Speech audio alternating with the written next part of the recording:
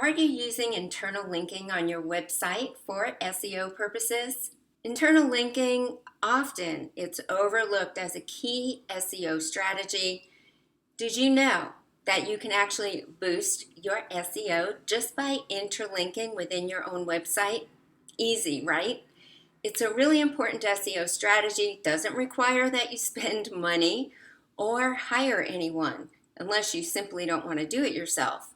It's super simple and you can build it into your to-do list every time you create new blog content. Today I've got a few ways that you can easily create links within your internal content while giving your search engine optimization a boost at the same time. Before I get into that though, what is an internal website link? Basically, it's a link on your website that directs users to another page on your website. That's what an internal link is. For example, if you have a link in your blog article that links to another blog article on your website, that would be considered an internal link. So you create a hyperlink, it opens a new page in the same window or a new tab window, and I always recommend that you have the link open into a new tab or window. So let's get started. Here we are on my website, and I'm going to be showing you a couple of different ways that you can use internal link building to boost your SEO.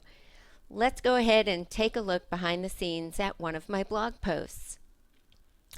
The first one that we're going to talk about is using anchor text for your internal links. When you create a link within your blog post, the content that you link to should be relevant. If not, it wouldn't make much sense, now would it? So we can see here I have attention-grabbing headlines as my link text. And if I click on the Insert Edit Link, you'll see that it's linked to another blog post here about how to write headlines that are powerful. Writing headlines that are powerful is relevant to attention-grabbing headlines. So you always want to make sure that you're wrapping relevant text in the link. The next tip, use deep links in your content. I have to admit that the first time I was reading about deep linking, I thought, what the heck does that mean? It's really pretty simple. The links in your content should link to other content that's not available from the home page. Let me show you what I mean. Here's the home page of my blog, and you can see that there's a lot of different things on the home page. There's also some links that are pages up in the menus here. So you have about, contact, webinar, training, coaching, ebooks, and so on. So you really don't want to be always linking to your contact page because that is a static page. That wouldn't be considered deep linking. You also don't want to link to your home page, right? Because that would not be considered deep linking.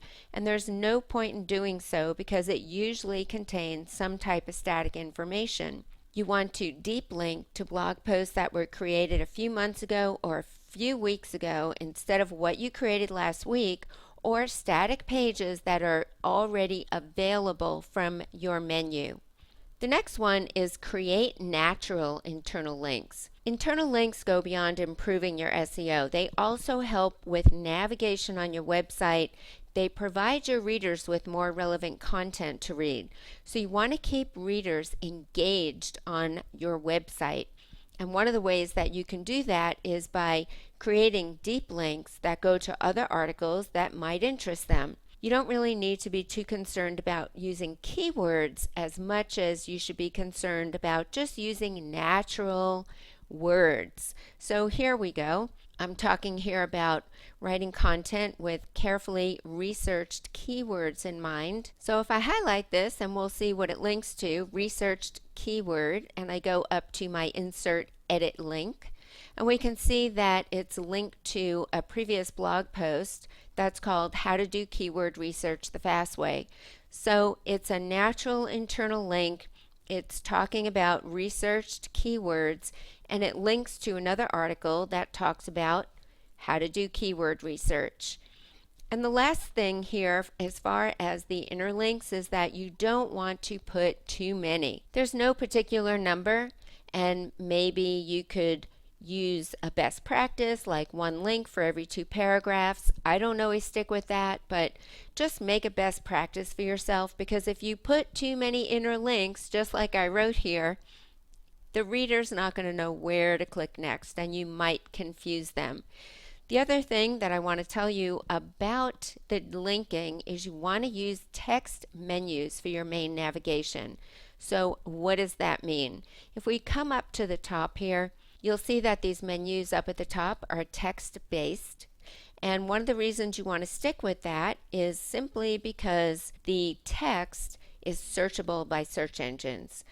Other types that you might be tempted to use, I know, created with images or flash scripts and all kinds of fancy schmancy stuff, they're really difficult to navigate from a phone, which most people use, and they will not get searched by search engines, so keep it simple. So let's wrap this up. Today I gave you a few tips on how to improve your SEO on your website with internal linking strategies. Which of these are you using, and what type of results have you gotten? Thank you so much for hanging out with me today. This is Lisa Jared. Visit my website at wealthmissionpossible.com for even more information and tips on internet marketing strategies. See you next time.